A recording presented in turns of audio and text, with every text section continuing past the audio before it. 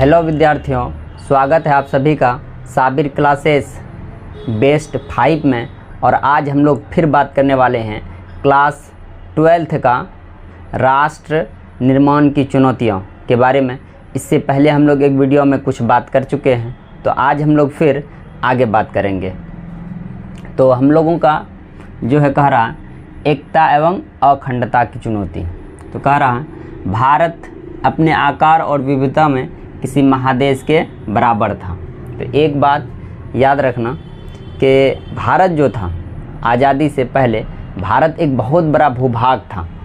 आज के डेट में यदि हम लोग देखते हैं, जो पाकिस्तान है, बांग्लादेश है और हमारा जो भारत है, मिल करके एक ही देश था, लेकिन धर्म के आधार पर देश को बांटा गया।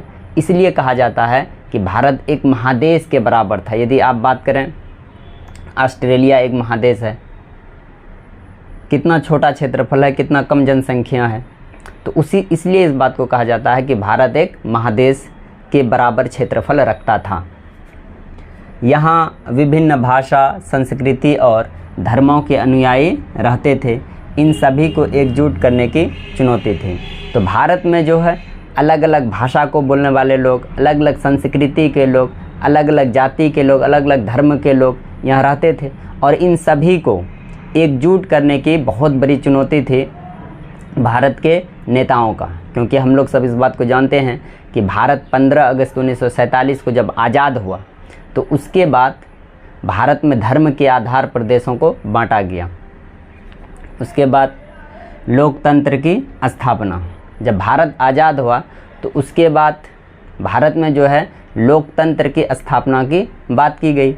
तो उसमें देखते हैं, भारत ने संसदीय शासन पर आधारित प्रतिनिधित्व मूलक लोकतंत्र को अपनाया और भारतीय संविधान में प्रत्येक नागरिक को मौलिक अधिकार तथा मतदान का अधिकार दिया गया है।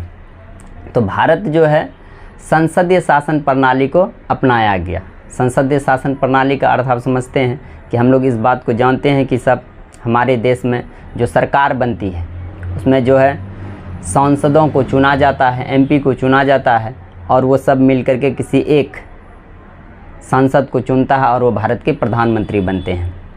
और दूसरी बात कि हमारे संविधान में मौलिक अधिकार दिया गया है। हम लोग सब जानते हैं कि वर्तमान समय में 6 मौलिक अधिकार है, था 7, लेकिन अब जो है एक को हटा दिया गया, संपत्ति का अधिकार को हटा दिया गया, और वर्तमान समय में 6 मौलिक अधिकार है और मतदान का अधिकार दिया गया। तो हमारे संविधान में ये प्रावधान है कि यदि कोई भी स्त्री हो या पुरुष हो, यदि उसका जो है 18 साल से अधिक उम्र है या 18 साल है, तो वो वोट दे सकता है अपने जो है निर्णय के अनुसार।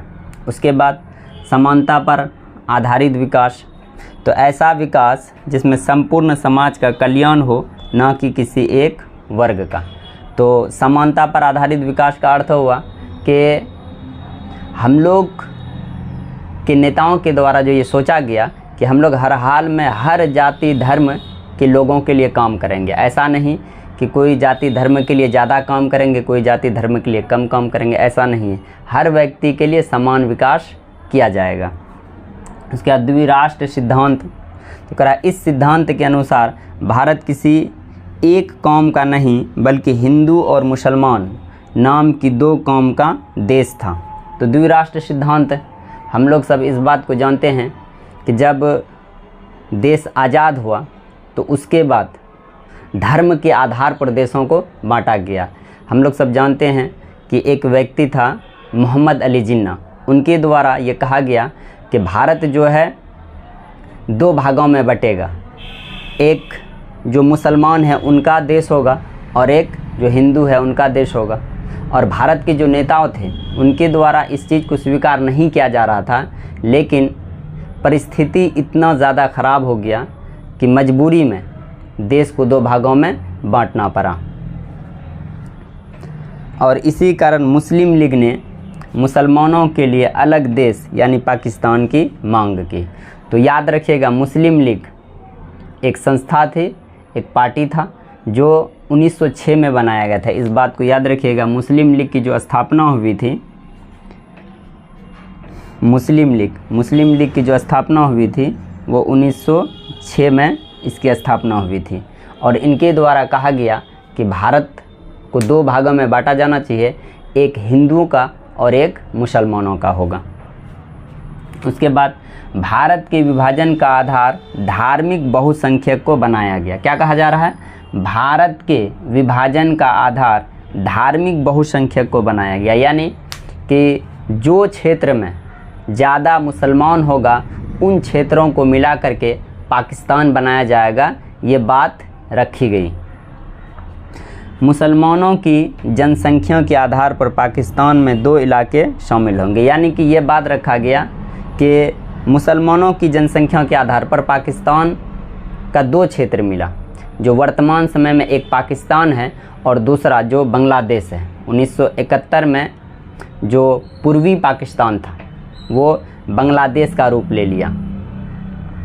एक पश्चिमी पाकिस्तान जो हम लोग देख रहे हैं वर्तमान समय में है, और एक पूर्वी पाकिस्तान था जो अभी बांग्लादेश बना हुआ है। तो इन्हीं बातों को कह करके फिर हम लोग अगला वीडियो में देखेंगे। और एक बात, मैं पैरामाउंट कोचिंग सेंटर में जो कि हाट में ऑफलाइन बैच चलाता हूँ, यदि आपको हमारी पढ़ाई बेहतर लगे तो आप ऑफलाइन हमारे साथ जुड़िए। उसके बाद हमारे चैनल को लाइक, सब्सक्राइब और शेयर ज़रूर कीजिए। धन्यवाद।